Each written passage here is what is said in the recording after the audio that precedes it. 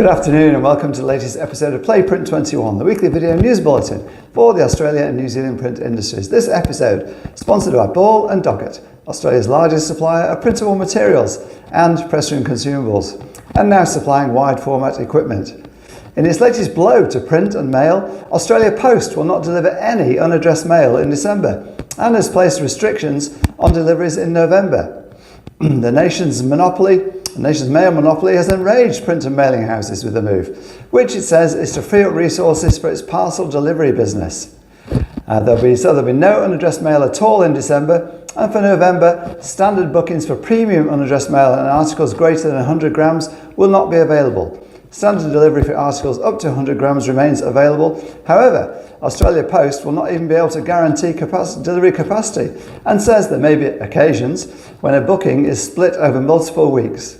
The Visual Media Association, VMA, that oversees the Mail Industry Coalition, MIC, which represents 75% of the industry, and they've raised significant concerns over Australia Post's move. MIC has warned that the decision to halt deliveries during this period, the run-up to Christmas, is likely to have a devastating impact, especially in the lead-up to the federal election.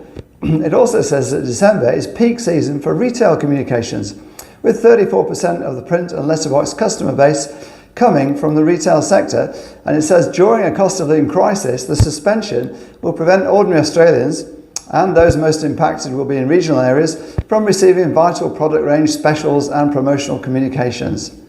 VMA has called for a reconsideration of the move, saying the public will be denied important mailings on that election, on community emergency notices and seasonal peak trends if the suspension goes ahead. Marketing Services Group IVE, which is the country's biggest print business, saw all its key profit metrics rise in the 2023-24 financial year. Revenue, though, was static, up by just 0.3% or $2.5 million to $970 million, which the company's managing director, Matt Aitken, attributed to an increasingly difficult economic landscape. EBITDA rose to $128 million, up by 7.5% for the previous year, while net profit after tax was up by 8.4% to $43 million.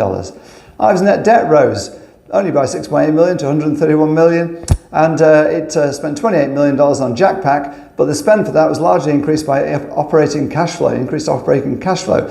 Net profit forecast is to grow slightly in the financial year to around $45 million to $50 million. The company says that while diversification through acquisition remains a core strategy, it could not currently have any targets in its sight. The search is underway at Visual Connections for a leader who will take the Print Industry Suppliers Association into the future.